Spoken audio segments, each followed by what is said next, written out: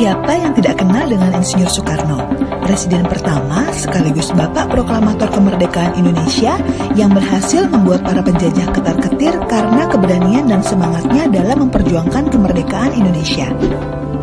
Bersama rakyat Indonesia dan teman-teman seperjuangannya, Soekarno tidak gentar dalam melawan penjajah, walaupun hal tersebut harus membuat dirinya dipenjara beberapa kali serta diasingkan. Ingin tahu bagaimana kisah Insinyur Soekarno dalam memperjuangkan kemerdekaan Indonesia? Inilah kisah selengkapnya.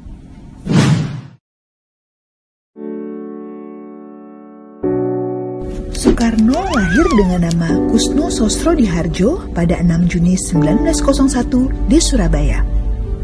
Ia memiliki julukan Putra Sang Fajar karena ia lahir tepat pada saat fajar terbit.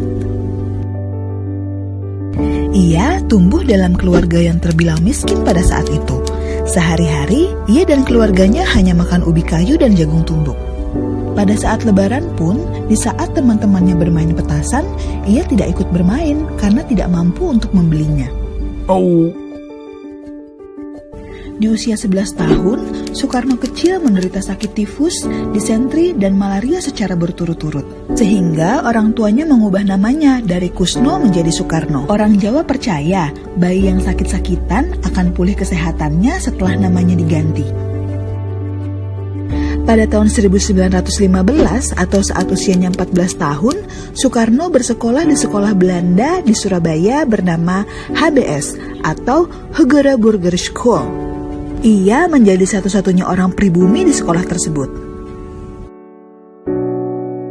Ketika bersekolah di Surabaya, Soekarno tinggal di rumah sahabat ayahnya, yaitu Hos Cokroaminoto, yang juga menjabat sebagai ketua Partai Serikat Islam.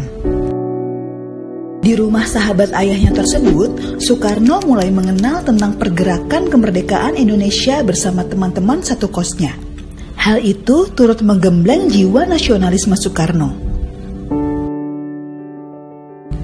Pada usia 20 tahun atau pada tahun 1921, ia mulai berkuliah di THS atau yang kini dikenal sebagai ITB. 5 tahun kemudian, ia akhirnya tamat universitas dengan menyandang gelar Insinyur Sipil. Setahun kemudian, tepatnya pada tahun 1927, ia merumuskan ajaran Marhainisme, yaitu sebuah ajaran ideologi perjuangan yang terbentuk dari sosionasionalisme, sosiodemokrasi, dan ketuhanan yang Maha Esa. Ia juga mendirikan PNI atau Partai Nasional Indonesia dengan tujuan yang tidak lain adalah Indonesia Merdeka.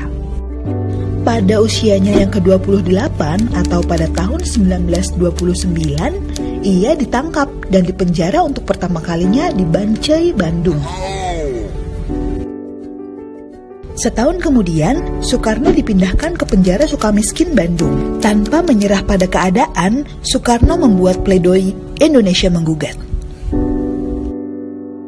Pada tahun 1931, saat usianya 30 tahun, Soekarno akhirnya bebas dari penjara. Ia mulai menyebarkan risalah mencapai Indonesia Merdeka.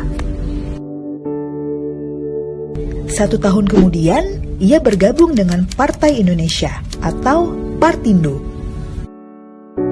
Malangnya pada tahun 1934, Soekarno harus kembali dipenjara dan diasingkan di Pulau Ende, Flores.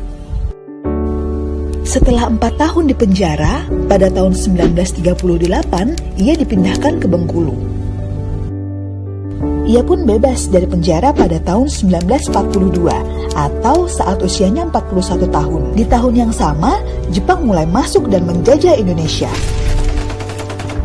Pada tahun 1945, ia merumuskan Pancasila, UUD, dan naskah proklamasi. Pada tahun yang sama, tepatnya tanggal 15 Agustus, ia mendengar bahwa Jepang menyerah kepada sekutu, yang artinya adalah kekosongan kekuasaan. Sehari kemudian, yaitu tanggal 16 Agustus 1945, Soekarno bersama Hatta diculik oleh Tentara Sukarela Pembela Tanah Air atau PETA. Peristiwa ini kemudian dikenal dengan peristiwa Rengas Dengklok. Pada tanggal 17 Agustus 1945, ia bersama Hatta memproklamasikan kemerdekaan Indonesia. Sehari kemudian, Soekarno terpilih menjadi Presiden RI secara aklamasi dari sidang PPKI dengan Wakil Presiden Muhammad Hatta. Pada tanggal 18 September 1948, terjadi peristiwa pemberontakan komunis. Presiden Soekarno kemudian memerintahkan tentara Indonesia untuk merebut kembali Madiun dari tangan PKI. Pada tanggal 30 September 1960, ia membacakan rumusan Pancasila di sidang PBB New York. Ia juga berkesempatan menyampaikan gagasan di depan para pemimpin negara di PBB. Pidatonya yang berjudul To Build the World Anew, yang artinya membangun dunia kembali, dengan durasi sekitar 90 menit itu telah menggembarkan dunia. Pada tanggal 30 September 1965, Soekarno mendapatkan kabar adanya pembantaian para jenderal yang dilakukan oleh PKI. Gerakan tersebut kini sering kita dengar dengan G30 SPKI. Pada tanggal 11 Maret 1966, ia memberikan mandat kepada Soeharto sebagai Panglima Angkatan Darat kala itu untuk menjamin jalannya pemerintahan.